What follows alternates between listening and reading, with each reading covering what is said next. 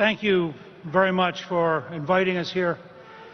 Thank you for participating as free citizens in this very important process of self-government. This is a national conversation. It's an opportunity for the American people to talk about where we are, who we are, what we value, and what we're trying to accomplish. And Matt, I want to thank you as the chairman for the job you're doing to be so enormously helpful here, the job you did last year in helping win a number of very key elections that are changing Iowa. In addition, it's great to be back with Senator Grassley.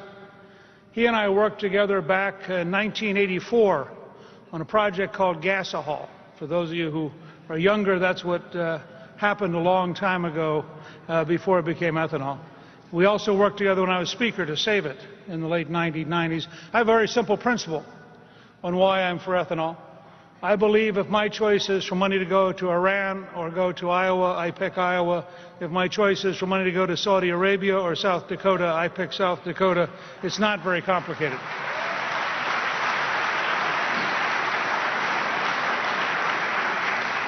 I'm delighted that you are committed to re-electing Congressman Latham and Congressman King, and I'm here in part to urge you to add 2 more Republican members to the Iowa delegation next year so we have the momentum to govern in 2013, because we need the Congress as well as the presidency in order to bring America back and to rebuild the country that we love.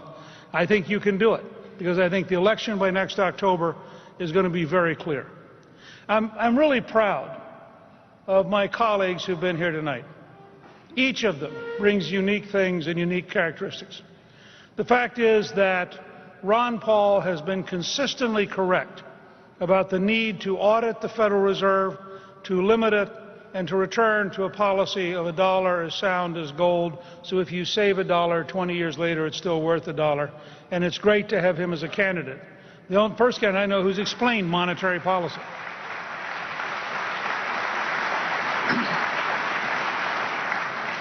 Rick Perry was my mentor on the 10th Amendment and the importance of implementing it. He has a number of tremendous ideas.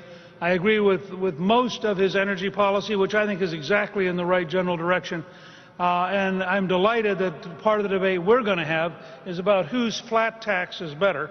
And I think it's a significant idea that you now have a 999 plan and you have 2 candidates with flat taxes. You have real effort to think through on the Republican side what we need to do as a country to be competitive and to be prosperous and to be successful. Michelle Bachmann deserves a lot of credit. Not only did she stand up to the Republican leadership at times when she was virtually alone, but in addition, she was the first person to introduce a bill to repeal the Dodd-Frank bill, which is one of the most destructive bills crippling our economy today.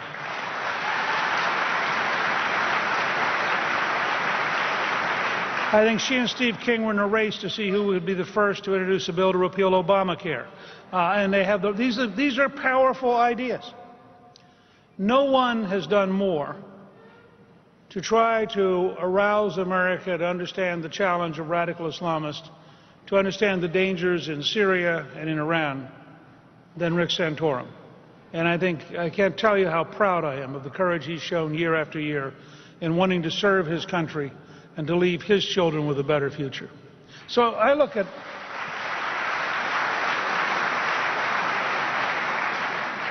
my colleagues. This is a great group. There are a couple I wish were here tonight, and I would have said nice things about them.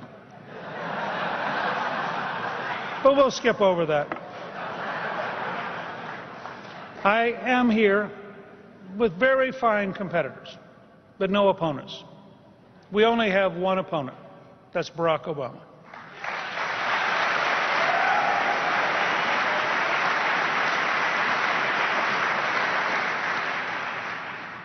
Callista and I are delighted to be back.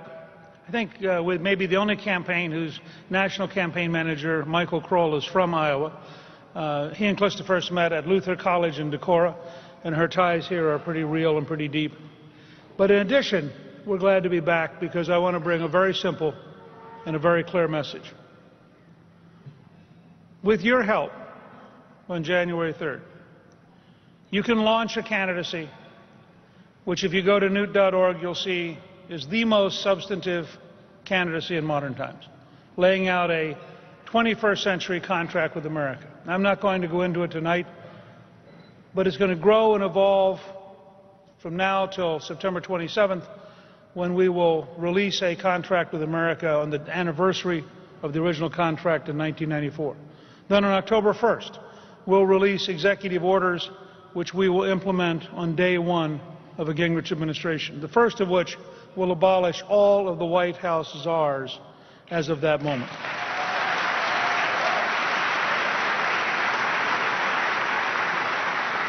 I have two, and only two, arguments for why I hope you'll end up deciding to support me in the caucus, because my colleagues are good people and they're worthy of your concern. The first is, I am the only candidate in this race who at a national level has balanced the budget 4 consecutive years, led an effort across the system for the first tax cuts in 16 years, led an effort which led unemployment to drop from 5.6 to 4.2%, and created a national majority for the first time in 40 years, and the first re-elected national majority for the first time since 1928. What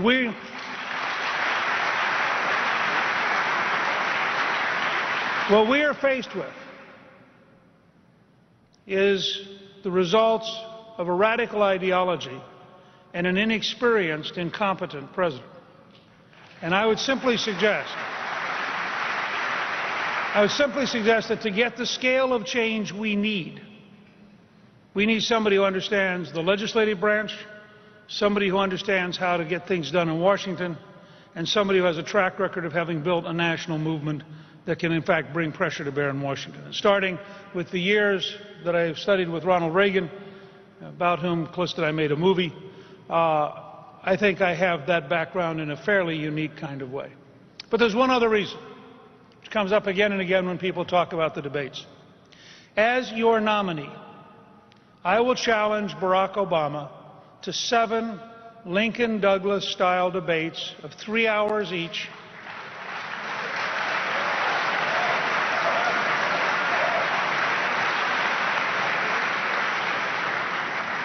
with a timekeeper and no moderator.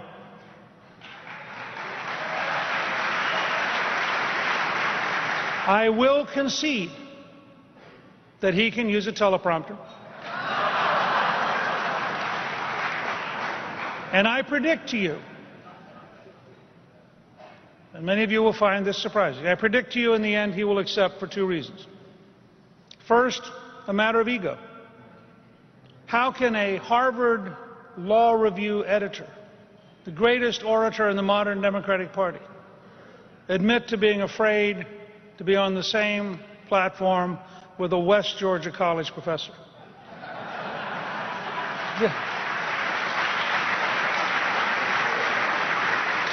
But second, because I am a historian, and I actually study history, and unlike President Obama, I actually study American history,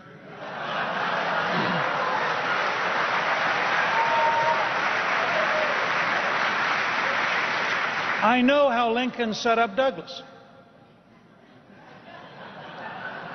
Lincoln had been out of office. He'd only served 1 term as a House member. He was out of office for 10 years as a practicing attorney. Douglas was the most famous senator in the United States and presumed to be the next president. When Lincoln announced, he said, there are 105 days in the campaign, let's debate every day. And Douglas said, I don't think so. And Lincoln began following him. Wherever Douglas appeared, Lincoln would come the next day. And after about 3 weeks, Douglas figured out that the newspaper coverage was always Lincoln's answer and not Douglas's speech. So I promise you, if you will help me on January 3rd, if I end up as the nominee, in my acceptance speech, if the president has not yet agreed, I will announce that from that date forward for the rest of the campaign, the White House will be my scheduler, and wherever the president appears, I will appear 4 hours later. Thank you, good luck, and God bless you.